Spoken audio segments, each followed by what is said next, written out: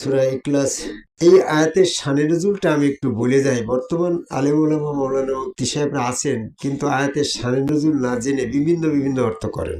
আমি যখন অ্যারাবিকে master degree pass করছি, তাহলে আমাকে তো অনেক শানে নজুল, অনেক কিতাব, অনেক তাফসিরে ভাইজাবি, বিভিন্ন তাফসির পড়া লেগেছে না। এমনি তার মাস্টার ডিগ্রিটা হয়নি। তোমরা মনে করো যে কেন্দ্রনগর হাসিবুল মাস্টার হয়তো এমনিতেই ডিগ্রি নিয়ে এসে কন্তে বলছে। হ্যাঁ, দীর্ঘদিন পরে পড়াশোনা করে ডিগ্রি নিতে হয়েছে জাতীয় বিশ্ববিদ্যালয়ের আন্ডারে, কবি নজরুল সরকারি কলেজ থেকে, ঢাকা কলেজ থেকে। তো এখানে একটা জিনিস আমি দেখেছি, সেই শানে নজরুলের ভিতরে আসছে যে একসময় আবু জেহেলের সাথে আবু বকর, হজরত আলী, উমর উসমান এদের একটু তর্ক হয়। তর্কের ক্ষেত্রে দেখা গেল কি, যে আবু জেহেল বলছে যে তোমাদের ধর্মটা কি বাপু বলো তো, চাচা ভাইস্তার তর্ক নাই বা করি, তোমারটা তো একটু বুঝে নিয়ে তার অসুবিধা নাই। তো হজরত আলী বলছে রসুলের হাত আল্লাহর হাত, রসুলের পা আল্লাহর পা, রসুলের স্রোতে আল্লাহ বিশ্বাস করে এটা সেজদা দিলে স্বপ্নে ওই স্রোতে আমার আল্লাহর সাথে দেখা হয়, ওই দিয়ে আমাদের আল্লাহ দিকে সেজদা করার ধর্ম।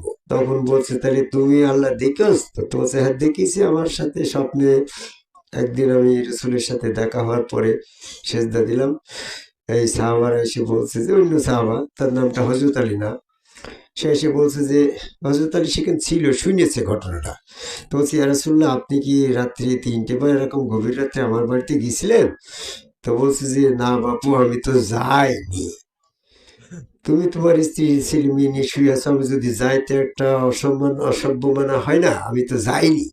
বলছে আমি যে সঙ্গে আপনাকে সেজদা দিলাম, তাহলে আমি কাকে সেজদা দিলাম? তাহলে কি আমি শয়তানকে সেজদা দিলাম? তো বলছে না না, আমার চেহার মুবারক ধরে স্বপ্নে শয়তান যায়নি। তো বলছে আপনি জাননি কোথাও সঠিক, আবার আপনার স্রোত ধরে শয়তান যায়নি কোথাও সঠিক, আবার আমি যে সঙ্গে আপনাকে সেজদা দিলাম দেখলাম এটাও তো সঠিক, কাকে দেখলাম? তখন নবী মোহাম্মদ সাল্লাল্লাহু আলাইহি ওয়াসাল্লাম এটা বলছিলেন, মান রানি ফাকাদ রাইল হক ফি মানামি, যে স্বপ্নে আমাকে দেখলো সে স্বয়ং আল্লাহকেই দেখলো, কারণ আমার স্রোত শয়তান ধরতে পারে না। হযরত আলী এই কথা শুনে মনে মনে ধরে রেখেছে। আবু জেহেল যখন বলল যে তোমার আল্লাহ দেখোস তুমি কোন স্রোতে, তো হযরত আলী বলছে আমি যখন দেখলাম আমার রসুল স্রোত, তখন তাহলে আমি আল্লাহ দেখেছিলাম। তো তাহলে তোমাদের আল্লাহ দেখতে রসুলের মতন, মোহাম্মদের মতন? বলছে তাই তো, আমি তো সেরকমই দেখলাম, মোহাম্মদ স্রোত আমার রসুল স্রোত আল্লাহ স্রোত। তো তাহলে হযরত আলী তোমাদের ধর্ম যেরকম, ওই আদম আলাইহিস সালামের ধর্মটা তো একই রকম। তো বলছে জি জি জি একই। মুসা আলাইহিস সালামের ধর্ম, হ্যাঁ হ্যাঁ একই। সব নবীর ধর্ম তাহলে একরকম? তো বলছে হ্যাঁ। তো তাহলে আদমের ভক্তর সাথে আল্লাহ দর্শন করলে আদম রূপে, আদম স্রোত, তাহলে তার আল্লাহ দেখতে আদমের মতন। মুসার ভক্তের জন্য আল্লাহ মুসার মতন, ঈসার ভক্তের জন্য আল্লাহ ঈসার মতন। তোমাদের এই আল্লাহ আছে যার রসুল স্রোত যেরকম, তার আল্লাহ দেখতে তেমন। তোমাদের আল্লাহ তো বহু আল্লাহ, আর আমার আল্লাহ এক আল্লাহ।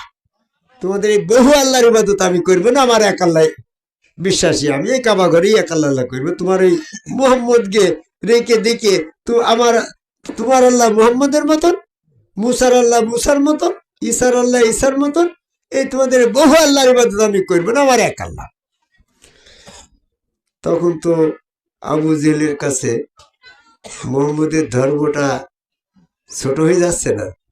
এক আল্লাহ বিশ্বাসী তো সবাই, তো হযরত আলীর আল্লাহ, এই রসুল স্রোতের আল্লাহ তো পরাজিত বোতর হয়ে যাচ্ছে না? তো তুমি বুঝতে পেরেছ? তখন এটার ফয়সালা কি হবে? জিব্রাইল আমিন ফেরেশতা তখন এসে বলছে কল হু, কল মানে বলো, হু মানে ওই আবু জেহেলকে, আল্লাহু আহাদ। এখানে কিন্তু ওয়াহিদ শব্দ আসে নাই। যদি বলতো কলহু আল্লাহু ওয়াহিদ, তাহলে আবু জেহেলের তা সঠিক হয়ে যায়। আবু জেহেল তো এক আল্লাহ বিশ্বাসী। আবু জেহেল কিন্তু মূর্তি পূজা করে নাই, সে তো কাবা ঘরের সর্দার ছিল, সে তো আল্লাহ বিশ্বাসী ছিল। তাহলে আবু জেহেলের আল্লাহ হচ্ছে ওয়াহিদ আল্লাহ, আর নবী মুহাম্মদ সাল্লাল্লাহু আলাইহি ওয়াসাল্লামের সাহাবা হযরত আলী, আবু বকর, এদের জন্য আল্লাহ হচ্ছে আহাদ। এই আহাদ রূপ প্রত্যেকটা মানব স্রোত আল্লাহর আহাদ রূপ। এই মানব স্রোতে যারা আল্লাহ বিশ্বাস করেছে তাদের আল্লাহ হচ্ছে আহাদ আল্লাহ। যেটা আমার দোস্ত বলেছে, আহাদ আল্লাহ বিশ্বাসী না হলেই তুমি মুক্তিপ্রাপ্ত হচ্ছ না। তাহলে যার যার গুরু তার রসুল, রসুলের স্রোত হচ্ছে আল্লাহ পাকের আহাদ স্রোত। এই আহাদ স্রোতে আল্লাহ বিশ্বাসের নাম হচ্ছে আহাদ আল্লাহ বিশ্বাসী। এই জন্য সূরা ইখলাসে বলা হয়েছে লাম ইয়াকুল্লাহু কুফুয়ান আহাদ, যে এককের অনুরূপ আর একটা নাই। আমার নিজামের স্রোতের মতন পৃথিবীতে আর একটা স্রোত নাই। আমার ওই নিজাম স্রোত আহাদ রূপে এক আল্লাহ ওয়াহিদ আল্লাহ আমি পৌঁছাইছি। আহাদ আল্লাহ বিশ্বাসী না হলে ওয়াহিদ আল্লাহ পাওয়া যাবে না। এই জন্য আবু জেহেল কিন্তু তখন এই আহাদ আল্লাহ বিশ্বাসী না হইতে পেরে ওয়াহিদ আল্লাহ এক আল্লাহ বিশ্বাসী হওয়ার পরও কাফের। আজকে যারা এই সমগ্র রসুল স্রোত আল্লাহর আহাদ রূপ, এই আহাদ রূপে বিশ্বাসী হয়ে আদম সেজদা না করে ওয়াহিদ আল্লাহ বিশ্বাসী হওয়ার পরও আবু জেহেলের মতন তাও কাফের। বর্তমান চরমুনায়, ফুরফুরা, মানিকগঞ্জ, আটটুসি, হিজবুত তাহরির, হেফাজত ইসলাম, কাদিয়ানী, টুপি পাগড়ি, জুব্বা ধারা, পাঁচ ওয়াক্ত নামাজ পড়নেওয়ালা মোল্লা মুসল্লি সব হচ্ছে আদম সেজদা বিরোধী, ইবলিসের অনুসারী, কাফের। এরা সব আহাদ আল্লাহ বিশ্বাস করে না বিধায় আদম সেজদা করে না। এরা সব ওয়াহিদ আল্লাহ বিশ্বাসী, আবু জেহেলের অনুসারী, এজিতের অনুসারী।